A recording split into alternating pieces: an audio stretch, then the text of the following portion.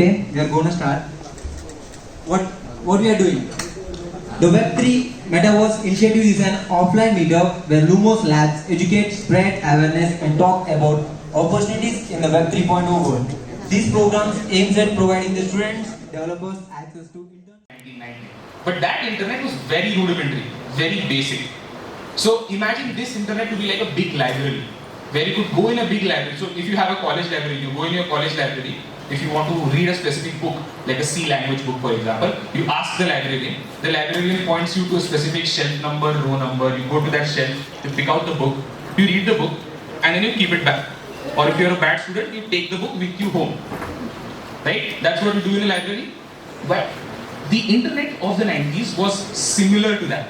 That's all you could do. You could go on search engine web pages like AOL, Bing, Yahoo, and you could search for information, you could read that information, and that's about it. Right? The internet was very restrictive. You could not do a lot of things on that component. This changed, however, when the millennium turned. So as we got into the world of 2000, 2004, companies like Google, Facebook, Microsoft, Amazon changed the way how we use our internet. Right? Internet was no longer a read-only library. It became something much more. Now, if I had a thought in my mind, right? If I had a thought in my mind, I could type in 280 characters or less, and I can upload that thought on Twitter. And the entire world could see those thoughts, react to those thoughts, and share their thoughts below it. Or just abuse in general. That's what people do on Twitter, right? That's what people could do on Twitter. If I was bold enough, I could record a video of myself, upload it on youtube.com, and the world could watch that video, like it, dislike it, share, comment on that video in the comment section, and all of that. In the comments also we had likes and dislikes, right? That was happening. So internet became much more dynamic. Now I could not only read the internet, but I could also write the internet. So the internet evolved forever. This internet, however, is very convenient, although has a big fundamental flaw. The flaw of ownership. So I'm going to ask you a question. I need water. Okay, what's your name? Aditi. Aditi, do you use Instagram? Yeah. Okay. So let me ask you this. If you upload a picture on Instagram, who owns the picture? Is she right? Does Aditi say that when she uploads a picture on Instagram, she owns the picture? Does she own the picture? Yes or no? Who are saying yes, she owns the picture? Raise your hand. Who are saying no, she does not own the picture? Good. Those of you who raised your hand for no are actually correct. Please sit down. So, when you upload a picture on Instagram, you think that you own the picture. You actually don't. Facebook does. Right? When you upload a tweet on Twitter, you don't own the tweet. You own the words though. You can be literally legally threatened for your tweets, but you don't own your tweet. If you upload a picture on YouTube, you don't own the video. YouTube does. You get monetization, by the way, but 30% of that monetization is also kept by YouTube. So the conversation between me and my friend was supposed to be between me and my friend. What went wrong? Well, it happens so that WhatsApp, Instagram and Facebook are owned by a company called Meta. And Meta is not a social media company. Meta is an advertising company. Meta and Google are the world's largest ad companies. The largest share of Google's revenue is not from Gmail, not from Google Cloud, nothing of that sort. The largest share of revenue of all of these companies is through advertisements. By selling you ads by using your own private information. Just for example, if you upload a picture on Instagram, just click a selfie and go in more settings and see more information about your selfie. There's something called as metadata, which is a more technical, nerdy information about your image. You know what kind of metadata gets stored on a selfie? Geolocation is a common thing. So it recognizes your face with ML, that's one thing, that gets stored. Your battery percentage, your Android level, so which Android version you are on, your Android security patch level, your IMEI number, all of that gets recorded on that small image that you take. And all of this information is uploaded on Instagram when you upload the picture on Instagram or any other social media. And all of this exact information is actually used to target you advertisements. Right? Now, if it was just advertisements, we may have gotten used to it. But is it just used for advertisement purposes? No. Because these platforms own your content, they literally behave like they want to. YouTube can come tomorrow and ban any video that they deem not suitable for the platform. Thousands of videos get deplatformed just because YouTube.com thinks that that video is not suitable for that particular audience. Right? Governments can request to ban any person from Twitter just because they want to. You remember this? Donald Trump was the president of the United States, and Donald Trump was banned from Twitter. The president of the United States of America was banned on Twitter. Who is more powerful, the US president or Twitter? Like, if a company has power to ban literally the head of state of one of the world's largest economies, you can imagine what they will do to us. We are the not head of our family also. Our family also treat us like Germans. What we will do? Right? So that's why the Web 2.0 has this fundamental flaw of ownership of data. And because we don't own the data on this internet, the companies, large central tech companies, are in control of whatever they want to do with our data. So this Web 3.0 provides an alternative solution to this particular problem. It provides a solution where you not only read the data on this internet, not only write the data on this internet, but you also own the data on this internet. Good? Now, next slide. Let's understand why there are a few other reasons why Web 3.0 is necessary. So, first of all, it's open and permissionless. So, you do not need a permission from a government agency, your internet service provider, a central authority, a company, no one to access Web 3.0. All you need is an internet connection and you can access Web 3.0. Right? It's permissionless. It's open to everyone. So, if you know, China is not an open internet. Right? Chinese internet is not an open internet. You can't access any American or Indian or any foreign website for that matter in the Chinese internet. Their government has an absolute control over what goes on the Chinese internet. They literally can control everything. If you go in China, if you go in Hong Kong and you try to access Google.com or Amazon.com, you can't. Right? They literally have control over every action their citizens take on the internet. Very creepy when you think about it, that the government has an absolute control on what their citizens do on the internet. But you know what? Even though cryptocurrencies and Web3 is banned in China, the largest number of Web3 users are from China. So even if the government tries to curb this particular internet, they can't because it's open for everyone. Right? It's decentralized. So in computer science, you learn something called as distributed computing. Right? There is a parallel computing and there is distributed computing. So this distributed computing is what makes Web 3.0 or blockchain for that matter completely decentralized. So what is distributed computing? When we were small children in our IT class, they used to teach us, in a computer you have an input, you give input to the computer, CPU processes the input and provides an output. Right? Now what if I take this CPU and distribute this CPU into multiple CPUs connected on a network, and all of them process the same information simultaneously? This is what is distributed computing. Now this is not the exact textbook definition, so don't hold me on it. But if you have to understand it, this is how it works. Right? So using distributed computing, blockchain is decentralized, which means no one computer, no one node, no one system has an absolute control on the data. Right? Which means the ownership of data is decentralized. Means the ownership of data is in the hands of the users of the network. That is you and me. Right? Now, how many of you guys have used BitTorrent? That a torrent file you use for downloading games and movies illegally. You know what? Napster, which was the first application of torrents, is actually the first use case of blockchain. It also uses peer-to-peer file sharing. It also uses blockchain.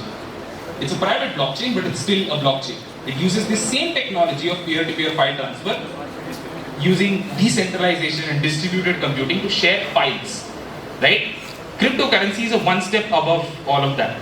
Now, it's almost fail-proof and uninterrupted, so even on BitTorrent, even if there are 10 seeds active, you can still hypothetically download the movie. It will take ages to download, but it will still download, right? So that is what I mean by it. Even if you shut down a few systems, the system still keeps running. Unless and until there is at least one node active, you can still keep the system running. it's also immutable. So one more feature that blockchain has is that once a data is recorded on a chain, it's immutable, it's unchangeable. You can't change the data that has once been recorded on a chain. You literally have to remine the entire network to alter data. It's very, very hard to alter data on a blockchain, right? This particular use case, this particular feature of blockchain has many implications in the next use case that we are going to discuss. Next slide, please. That is Bitcoin. Now you must all have heard about Bitcoin, and you know that it's some form of digital currency that is selling for about $19,000 to $20,000 per coin. Very expensive. And the entire world is crazy about Bitcoin. Does anybody know what a Bitcoin is? It's a public ledger system. Okay, it's a digital currency, right? It's a digital form of currency that uses blockchains, this public ledger technology, wherein all the transactions are publicly available on a ledger. So a ledger is, so have you ever been to a Kirana store? In the Kirana store, that Kirana wala has a very dirty old register.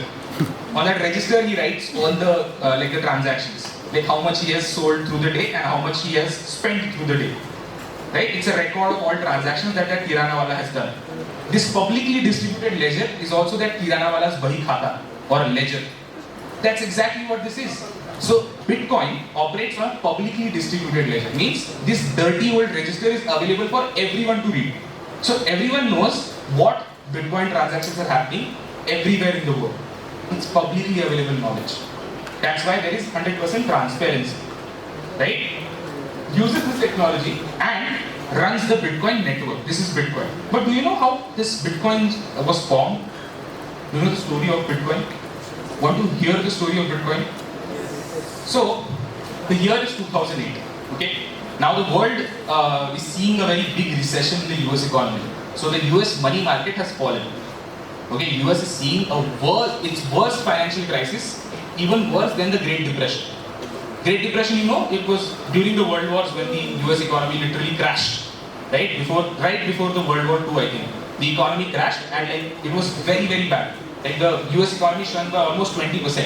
But this was even worse than that. The US economy shrunk by 30%, more than 30% rather. How did this happen? Corporate greed and failure of the central systems. Right? So, whenever we do transactions, for example, if I have to send Akash or Chandrakiran like 100 rupees, I use UPI, right? What happens in a UPI? I scan a QR code, the money is sent through Chandrakiran. And what happens in the whole process? Banks validate this transaction. Right? RBI is the validator, main validator. My bank and his bank are like the co-validators, and NPCI is the facilitator of infrastructure. This is all a central system. It's a government-controlled, RBI-controlled system which makes sure that these transactions are safe and validated properly, so that there is no fraud or double counting or any sort of problem like that. Now, what to do if I can't trust these centralized systems? What happens if I can't trust a central bank to transfer my money? Like in this Indian situation, you will say, what are you saying, man? Why can't we trust NPCI or RBI? Probably. But the US people did not feel the same about their banks and their markets. Why? Because in 2008, some angry construction companies, some greedy angry construction companies built a lot of houses. Okay, more than that they could sell in the market. So to increase their sales, they pressurized their partner banks to give out risk loans, like high risk loans. Loans to people who can't even pay them back.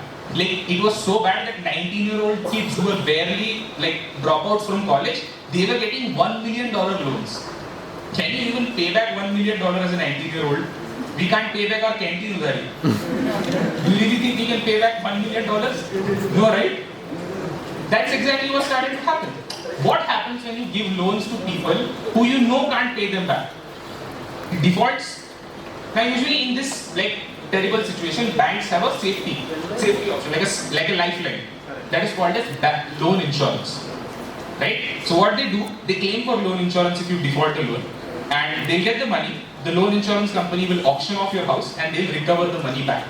It's a very simplistic explanation. Now, if 1, 2 or a few hundred loans default, the loan insurance companies can take it. What if thousands and thousands of loans start to default at the exact same time? Loan insurance companies simply didn't have enough money to give to the banks. Now what did they do? They went to the Federal Reserve, which is like their RBI, US's RBI. They went to Federal Reserve and they said, boss, we don't have enough money, print more money. Federal Reserve like, okay, they started printing more money. What happens when you print more than the money that is required in the market? The economy starts to go down because the money's value reduces. When you have more notes in the market, the overall value of that currency goes down. The currency value got down by more than 30%. So, for context, if I invested 100 rupees in the start of the year 2008, by the end of year 2009, that money would have reduced to $70. Now, it does not seem like that, no? But if you talk about trillions of dollars, so if I say $100 trillion were reduced to $70 trillion, just for context, Indian economy is $2.5 trillion as of now. So, almost 15 India's worth of money was wiped off the US market within a span of 1 year. Market was literally on free fall. And you know the consequences of all of this? All the people who had invested in the money market lost their entire savings. And you know who invests in US money markets? Retirement funds. Old people who had saved their monies from the 60s so that they could retire in peace and die in peace. All of those old people literally lost almost all of their money. All of the younger generations literally lost most of their jobs. Like most of the day-paying jobs, they lost it. The economy was in a free fall. You know the consequences of that 2008 economic crisis? Till this day, you see 80, 90-year-old American people working in grocery stores on daily wage so that they can supply their life. Because if they don't work, they literally have no money to live. That is the repercussion of the 2008 financial crisis. People literally lost their trust on the Federal Reserve because these systems were made to prevent a situation like the Great Depression. And these very systems created a big economic crisis. So amongst all of this chaos that was happening in the market, someone or some people under the pseudonym or fake name of Satoshi Nakamoto came up with an idea. And they published a white paper about that idea on a website called bitcoin.org. A white paper is like a research paper. You know, it explains the protocol's workings. So he published a white paper about it, and he provided a peer-to-peer value transfer system without a financial intermediary. Now what do I mean by that? He provided a solution where I could transfer value peer-to-peer without having a bank validating my transaction. So I could create a store of value that did not require the bank to validate that value. Means I could create an alternative form of digital currency that is not dependent on the US economy itself. A big deal, right?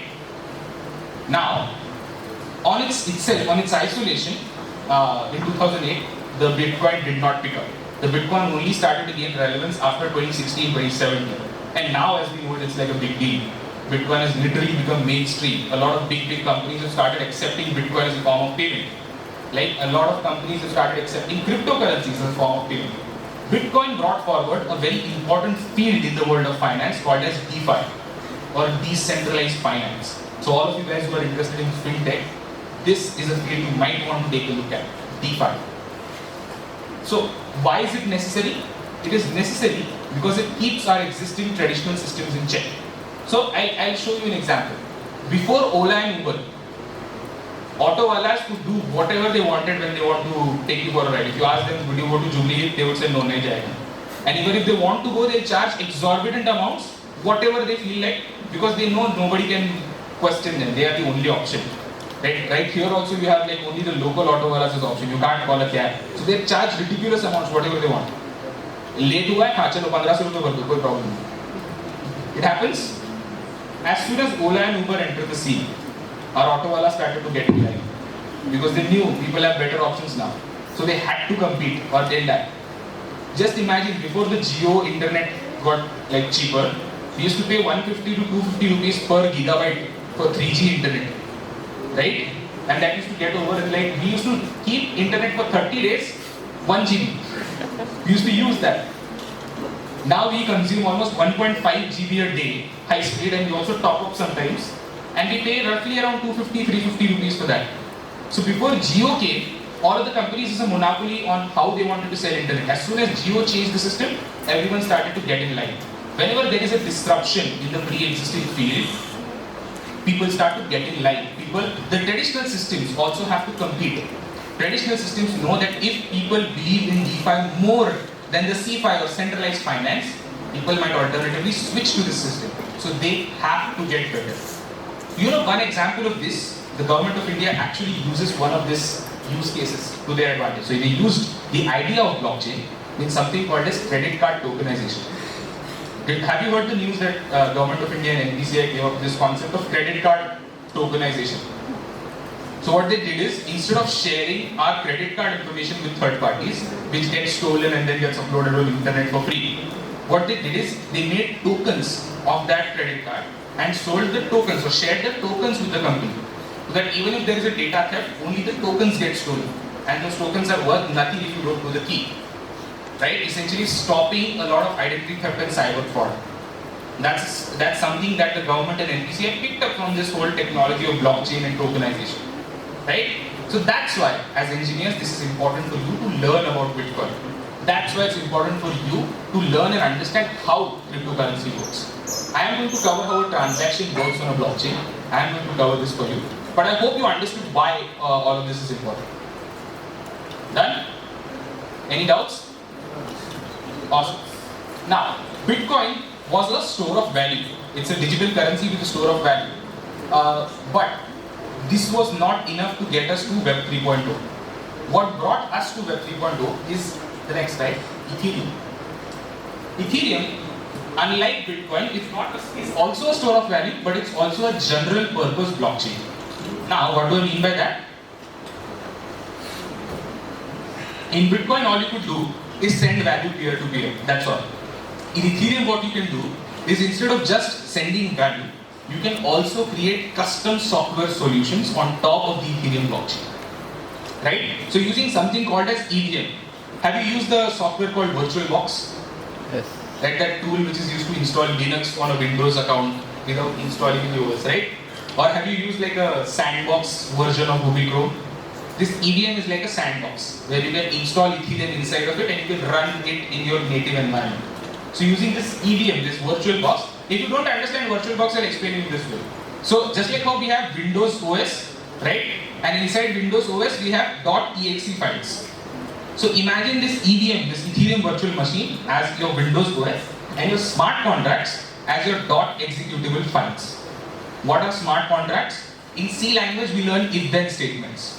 Yeah? What are if-then statements? If action A happens, then do action B. Right? That's an if-then statement. Now, blockchain in Ethereum uses this exact if-then statement and uploads it on a blockchain. It uploads this smart contract, this if-then statement on the chain, making it immutable, making it deterministic. Means unless and until action A happens, action B can't happen. Right? So using this programmable logic, next slide please. What we are able to do is create something called as end user applications. So using this application frameworks called as smart contracts, we are capable of developing end user applications. We can create something called as, next slide, dApps. What are dApps? dApps are decentralized applications. It's a short form, dApp. What a dApp does? So in an app, you have a front end, you have a back end, and you have a database, right? So if I replace the database of an application with a smart contract, with a dedicated blockchain hosting, I essentially have a dApp in my hand. So all the full stack developers who are here, or the web developers here, you have nothing to worry about, because your front end and back end remains the same. What changes is how we access and manipulate our data, how we store our data, right? So with a dedicated blockchain network to host, what we can create is a decentralized application that is not governed by the rules of a single central server, which is instead run by its own network, and it's more private, it's more censorship resistant, and it's more flexible in terms of applications. That's what a dApp is. So Ethereum gave rise to dApps. With these dApps, we are able to create those decentralized version of internet that we were talking about. So whereas Bitcoin provided a segue to how Ethereum runs, Ethereum provided a solution on how Web 3.0 will run. Make sense? Understood the main, so these are the two main blockchains that I really want to talk about. There are over 22,000 different coins and cryptocurrencies active currently, and there are new ones popping in every day, right? But the major two ones that I really needed to talk about were Bitcoin and Ethereum, because these two kind of explain you the whole ecosystem on how these technologies work. Okay, next, let's move on. Now, what are wallets? Now we've understood the two main blockchain. Now, how do we access these blockchains? How do we access these dApps? How do we access the Web 3.0? We use it using wallets. Now, what are wallets? Next slide. Wallets are Batwa. Yeah, that's one way. Like the obvious question, what are wallets? We said, it's Batwa. But that's not the Batwa that I'm talking about here. It's a different one. Next slide. Wallets are like web browsers. So, like how you use web browsers to access google.com or facebook.com, you can use wallets to access the Web 3.0 internet. So Web 3.0 internet के लिए जो gateway लगता है, the gateway that you require to access this internet is your cryptographic wallets. Okay. Now these wallets are not just a gateway, but solve two more problems. So these wallets, because they are wallets, what do we do in wallets? We keep money, no? So these wallets are also a form of payment on the blockchain, right? So they act as a mode of payment. Every action you take on a blockchain is a transaction. So every transaction is paid using the same cryptographic wallet. Now, they solve another problem, the problem of identity.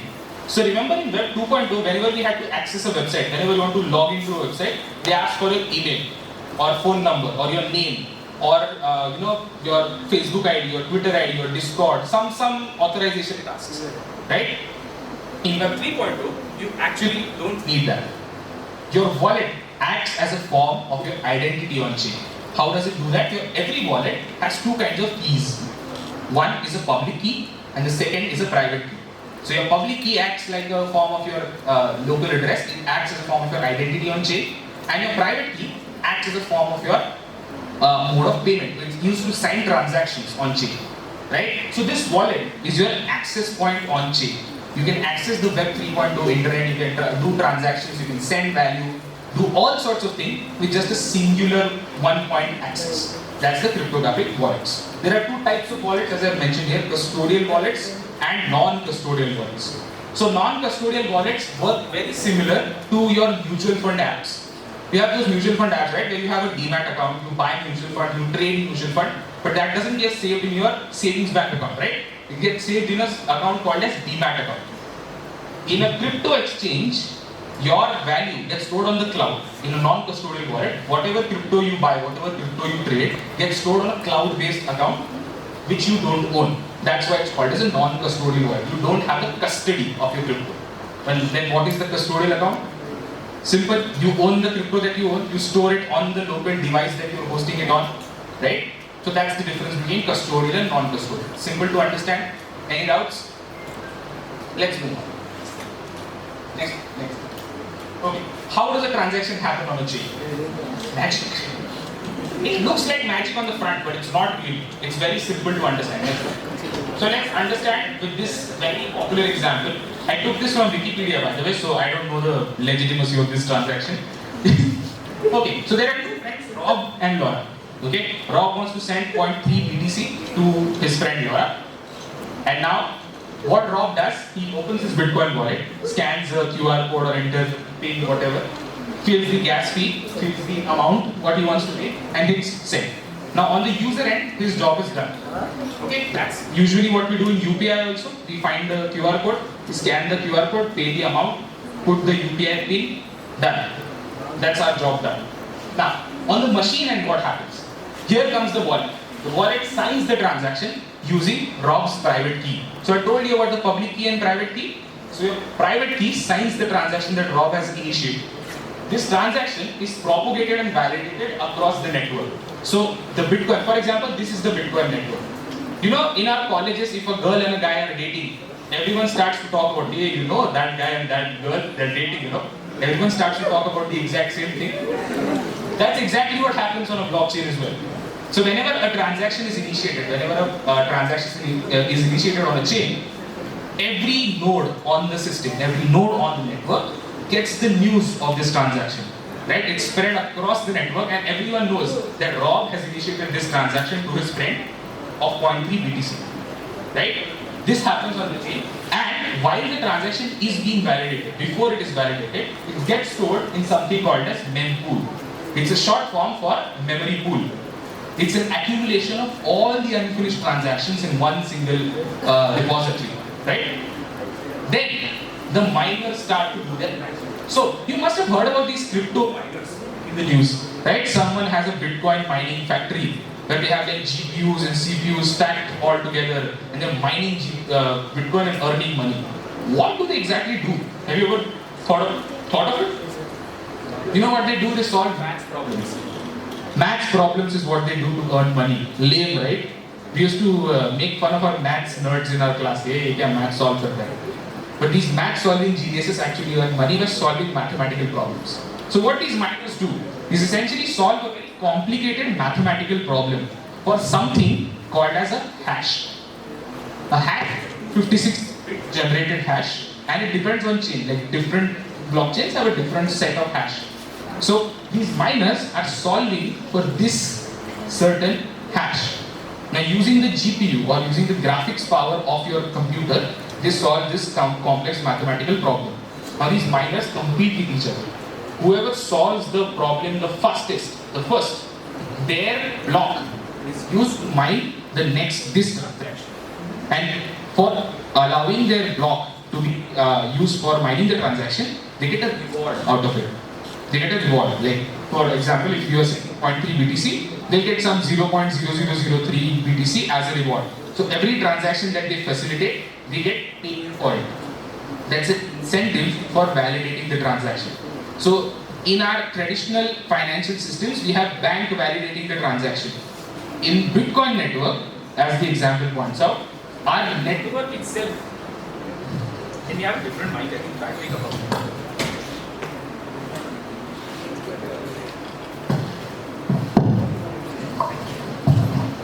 So, hello. Yeah. So, in a traditional system, as we know, banks are responsible for validating the transactions. In a Bitcoin network, the network itself is responsible for validating all the transactions. So, the more good transactions you validate, the more your reputation increases on chain, and the more transactions you get to mine. Essentially, increasing your rewards multifold. And if you do a bad transaction, your reputation decreases. So, nobody wants to do a bad transaction validation on a chain, which encourages transparency and proper validation of every transaction. Right? So now, the miners have mined the hash. One miner gets selected, the miner who solves the fastest, right? Their block is then used to mine this transaction. The node verifies the transaction, and Laura sees the confirmation. And then this confirmation appears on the public ledger. And that's the end.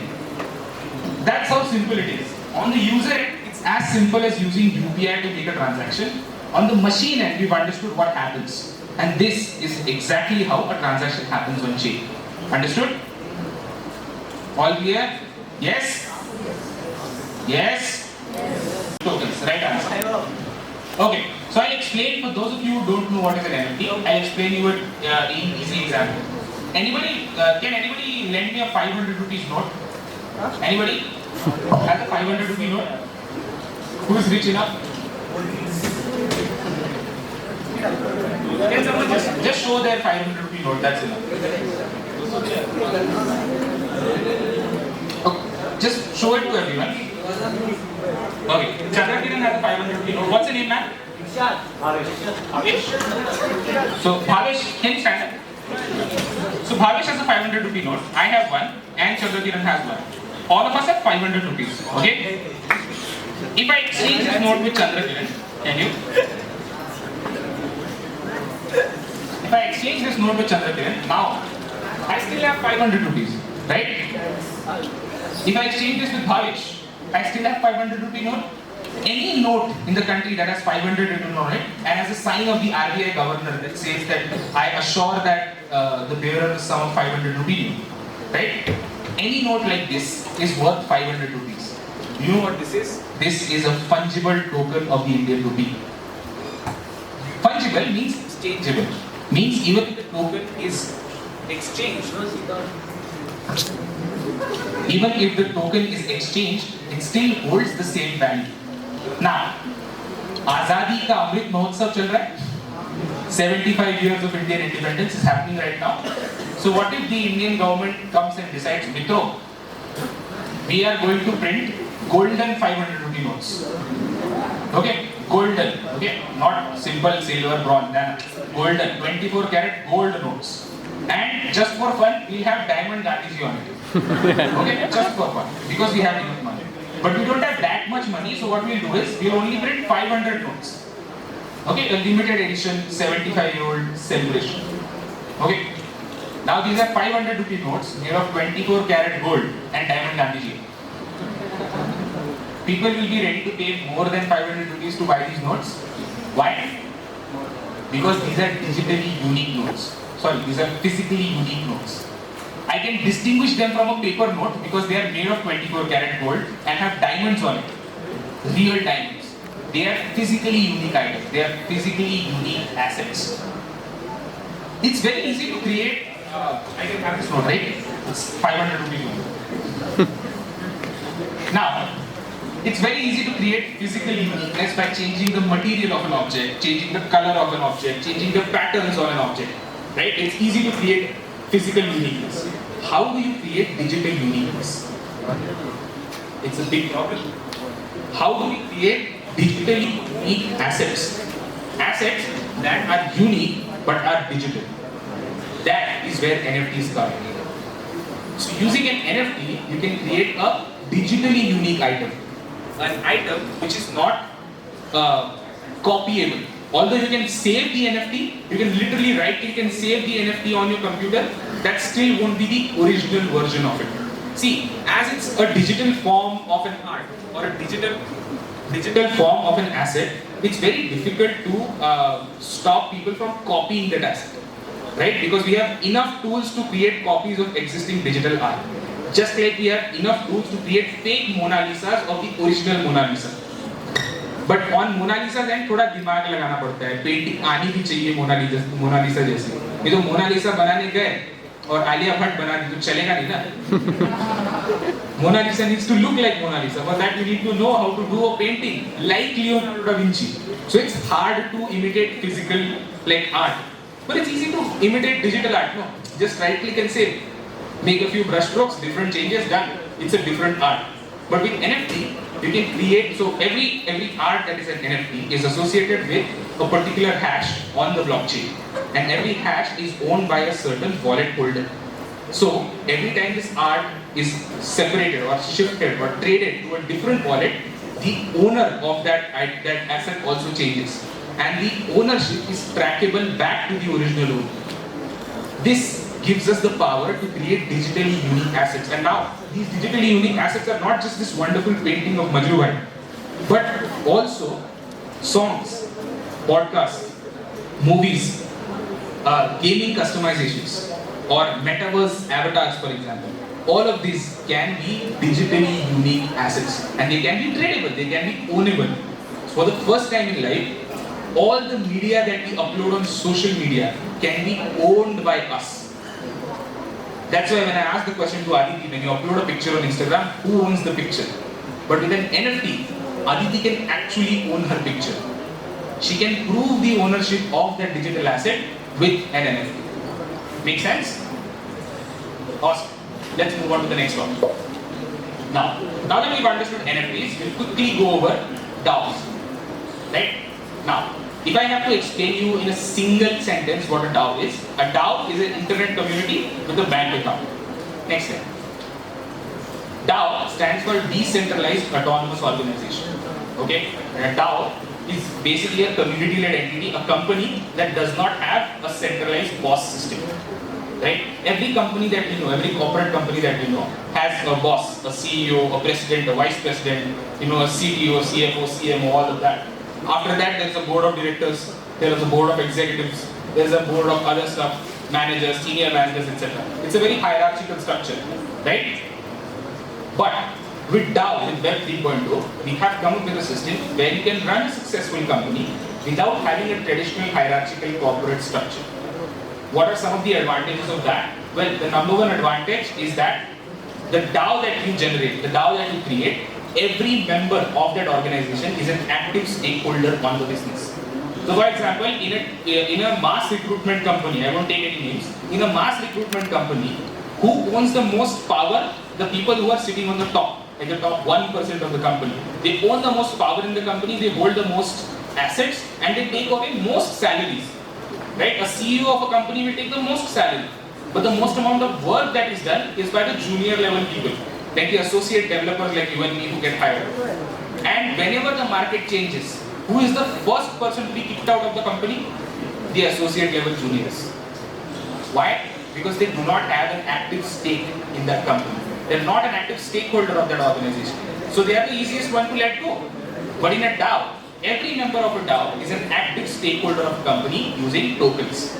So every time you contribute to the community, if for example this whole community of students here is a student DAO, every student of this community, for example this GDSC, right? Every student of this GDSC DAO is an active stakeholder. So if you contribute to this community, for example, if you make social media content for free for the community, you get tokens from the community.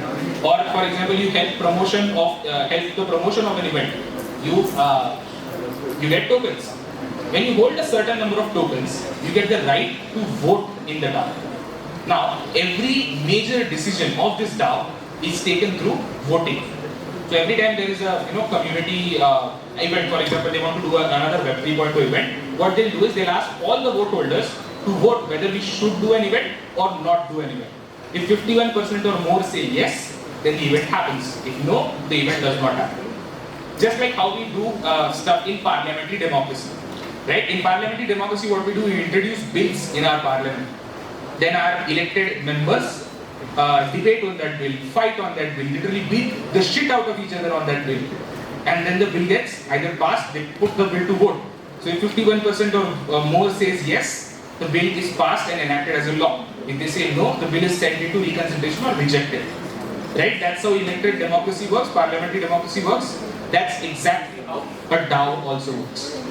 Right? It's a democratic way of running an entity. Next slide, please. Now, these are some of the most popular examples of DAOs out there. So, some of the most popular ones, if you see on the top right corner, you see there are protocol DAOs. Now, what are protocols? Protocols are essentially all the major technologies. All the major Web3 technologies. Okay? So, any technology that you know, MakerDAO, Uniswap, SushiSwap, Aavegotchi, Insta, all of these are big Web3 companies that are companies first and now are entirely run by their community. They are not governed by a CEO or a board of directors or set of investors, but they are run by their own community. All the important decisions on maintenance of that technology, on upgradation of that technology are taken by its own community members, put to vote and then decided on. For example, ETHERIUM is also a very popular, like a DAO, an organization that does not have a central authority. ETHERIUM recently did the ETHERIUM merge, where they shifted from one consensus mechanism to the other consensus mechanism live without stopping the blockchain. Imagine you upgrading your Android version without restarting your device and without shutting down your device for even 1 second. Like you're constantly playing and in the background your OS gets upgraded and you don't have to restart. That's exactly what they did. If you are someone who understands operating systems and system upgrades, you know this is literally impossible. But they literally did the impossible without having a central entity. The entire thing was done remotely, by the way. There is no office for Ethereum. Everything is done completely remotely by developers across the world in an open source fashion. All of this was done without having a central entity to govern, which shows that there are ways to run a company without having a central boss. You know, one of the most popular examples of a company running without a central boss is actually from India. I'll give you a hint. This company recently recorded a total revenue of 60,000 crores. It's an Indian company. I'll give you another example. It's not a tech, give you another hint, it's not a tech company. Anyone? Raise your hand and tell me the answer. I'll give them a prize. The company name is Amul. Yes, Asli butter, Amul butter. Amul stands for Anand Milk Union Limited.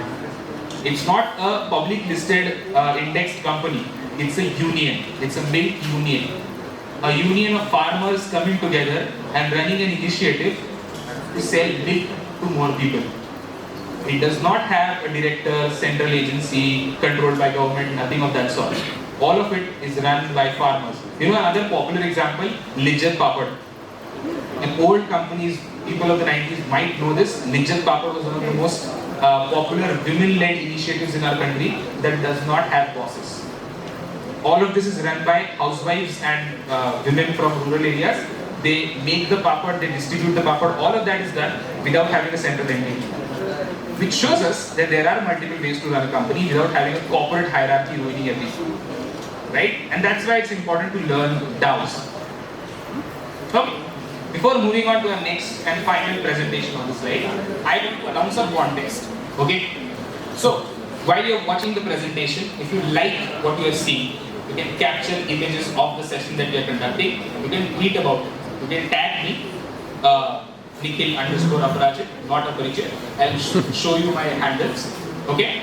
And tag Labs, which is the Twitter handle for Lumos Labs.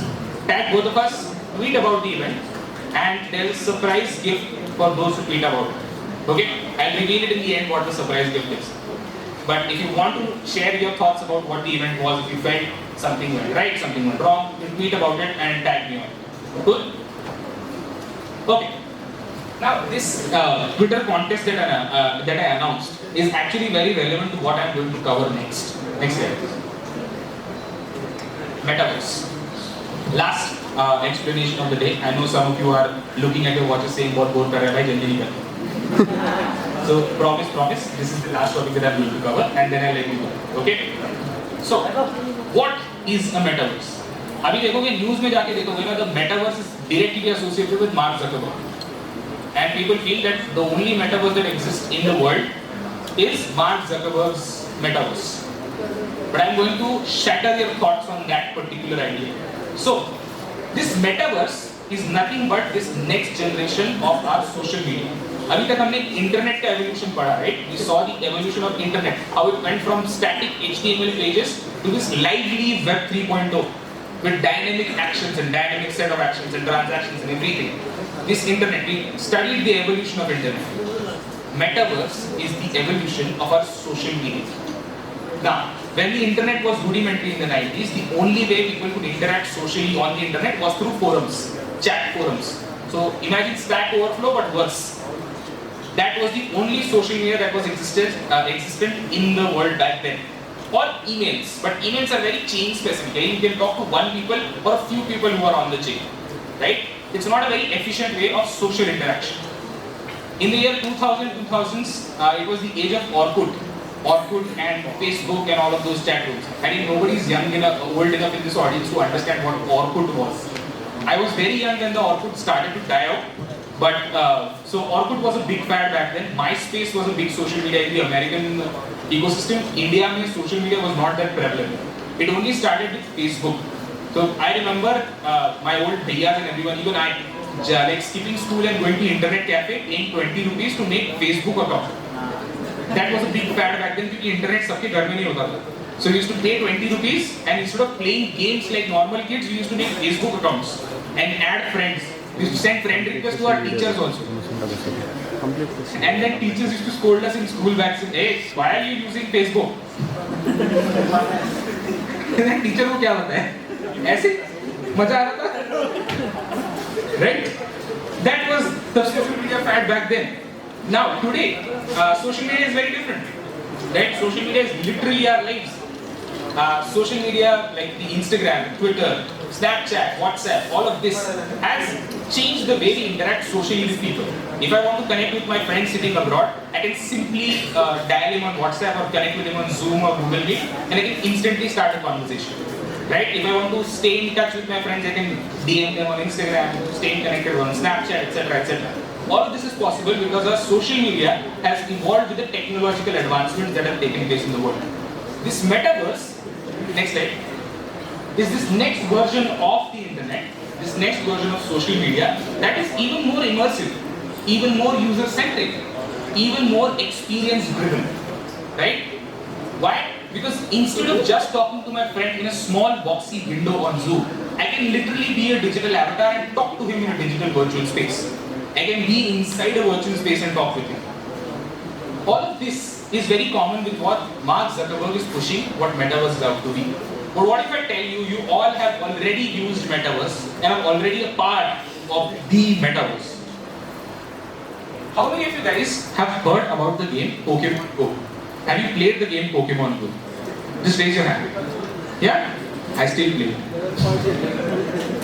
Isn't that a metaverse about catching Pokemon in a real world? Isn't that an AR-based metaverse about catching Pokemon?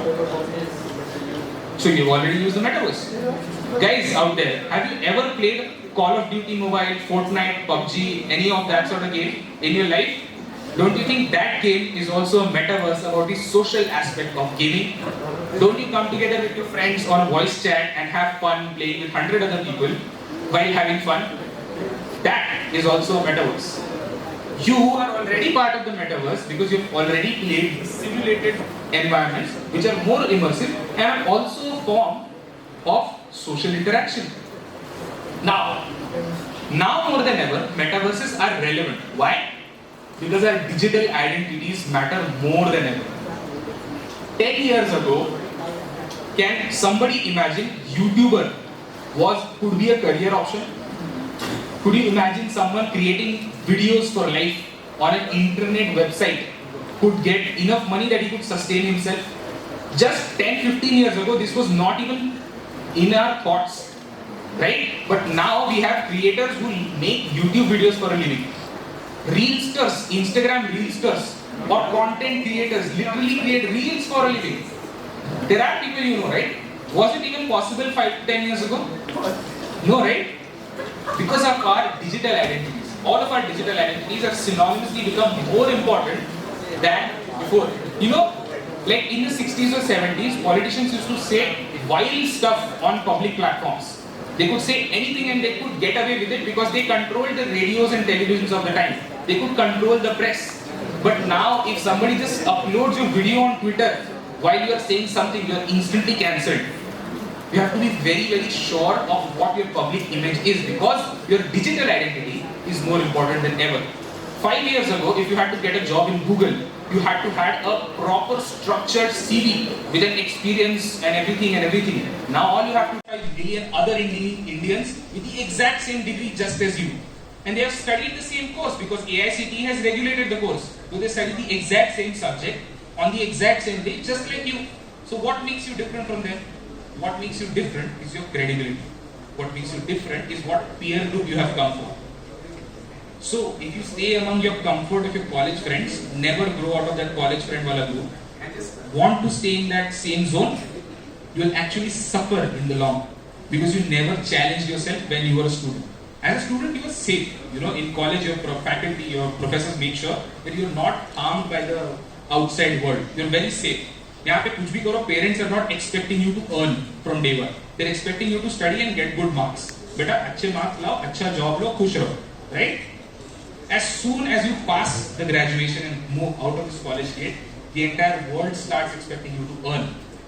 When you start earning, you stop learning. You literally won't get time. 12 hours of job, and when you spend about 4 hours in traveling, 16 hours outside your home, all you can do when you come back home is sleep and eat and shit. Nothing else. You won't get time for anything. I'm talking about this from personal experience. So if you really want to make the most of your college life, and I assume most of you are from third years, right? Almost all of them are from third years. So you still have about 1.5 years to spend in this college. 1 year if you don't flunk. If you don't have any active backlogs, 1 year में आप निकल जाएंगे college से.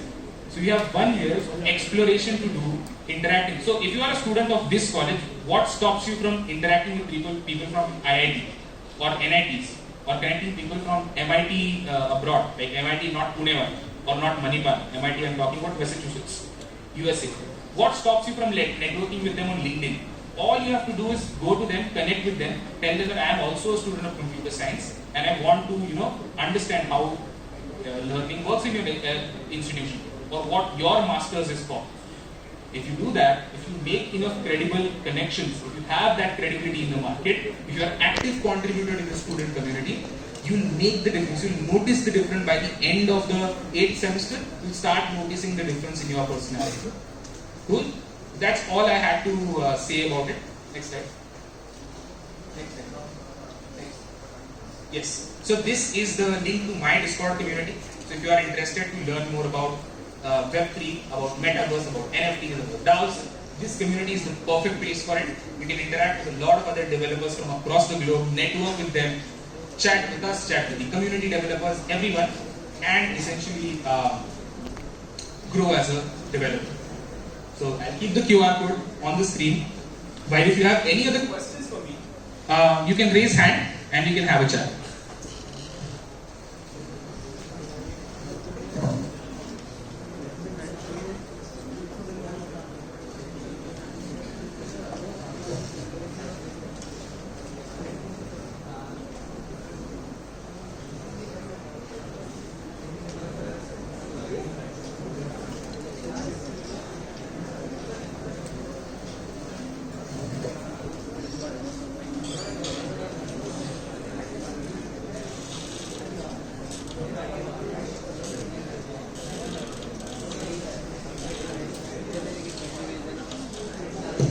Anyone? Anyone have any doubts? Give him mic. You can ask questions without a mic also if you want to come to the topic.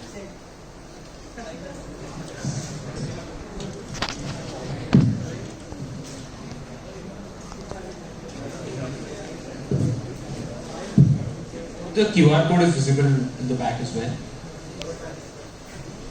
By the way, as a student developer, make sure that Twitter and Discord are your best friends. Make sure that you're active on these places. Twitter, Discord, LinkedIn are your best friend as a student, because that's where you find most of your... ask any person who has ever done GDSC, GDG, anything, how they got their connections. Same. We'll get this only on, like, see, there are people actively looking for talent on Twitter and LinkedIn. So if you're an active member of that social media, you might get opportunities. If you are an active member of a certain community, so for example, if you want to work in Polygon, if you are an active part of the Polygon's Discord community and you're actively contributing to their code base, there are chances that you'll get bounties, grants, or even job opportunities in their space, right? Also, because front-end engineers and back-end devs are also important in this space, okay? What changes for Web 3.0? If you're new to this space, you want to understand DeFi, you want to understand tokenization, making your own smart blockchains, coding smart contracts, then you start to understand that you have to learn other things. So for example, Solidity is the language that is used to code smart contracts on the Ethereum blockchain, right? Golang or Rust are used to create custom blockchain solutions. So if you want to create a cross-platform blockchain tool, or you want to build some customized blockchain on Polkadot, you need to learn the languages called Rust and Go. Okay, these are two languages that are kind of key to understanding this whole Web3 space. But as a beginner, what you can start by doing is by understanding full stack development first. Okay, so understanding different aspects of front end, back end, and databases is very crucial. Once you understand traditional databases, understanding the non-traditional ones like blockchain is also not that difficult. So if you've not started up until now, if you don't know anything about coding also, you can first start with simple HTML, CSS, JavaScript. Or even before that, this is a habit that our Indian developers don't have, is that they don't understand Linux and Git. So understanding Git commands, Git and GitHub, and understanding Linux operating system and the terminal are very, very crucial. So if you understand Linux, you understand all sorts of open source development and how it happens and everything. And if you understand Git and GitHub, you also understand version control and online repositories and local repositories. That's a very important distinguishing factor. So if you want to start, maybe start with these basic things. And like understanding Linux is not that difficult. And like installing a Ubuntu is just simple. If you have a pen drive, you create a bootable pen drive and you install it in your any Windows laptop, Mac. You can just dual boot it with your existing space, or you can simply build a virtual box. You can build it inside your already operating system and just understand how things work. So that's the starting point. It's a good starting point. Great, thank you. So, I think you have heard the name open source, right? Now the Hacktoberfest is live. So, if you want to start your career as an open source contributor, now it is the best opportunity. Go on to browser and search Hacktoberfest. So you will get whole guidelines how to start your career as an open source contributor. Open source contribution is the first thing, like it will open you to the whole world as a contributor. Companies will come and catch you. Am I right? Yeah. So something called as proof of work is very important when you are trying to make your career on your own. देखो अगर तुमको campus recruitment पे भरोसा है तो ये आपके लिए है ही ठीक है. If you are working campus recruitments, most of this stuff won't be applicable to you because they have their own set of recruitment strategies. If you want to work for companies like the FANG or MANG as it's now called, or you want to work for product-based companies like Zomato, Uber, Ola and all of those companies, you need to build proof of work. मतलब क्या? What have you done as a developer? So building your, why I ask you to learn Git and GitHub is because you have to build your GitHub repository. That's your code base. That's all the projects that you've actively worked on. So if you have a strong GitHub repository, chances are that you get hired in a well-paying job. So that is the first step. That's a very important point that you raised. Hacktoberfest is very good to get it. Build for Web 3 Hackathon is also a very good place to get it. If you want to learn, you never get enough exposure from just GDSC than actually building for a live project. But anyway, I hope you guys scan the QR and are a part of the community. It would be great to interact with you on the Discord server. I'm always there. I'm the moderator there. So you can simply go on there and tag me at NIKHIL and you can talk to me directly. But anyway, thank you so much for inviting me to your college. I hope that you gained some insight from this session and I've gained some valuable understanding of the fundamentals of this space. If you have any other questions to me, next slide. Next. You can reach out to me on my social media. You can ask me questions directly on LinkedIn or Twitter, and I try to respond to as many as you can in the short duration. You can also tag me and tweet about the event, and I'll give out prizes to them as well. But thank you so much for inviting me. Thank you for your patience. Thank you, Nikhil. It's great to have you here. Yeah. So, how was the session, guys? Okay, cool. Yeah.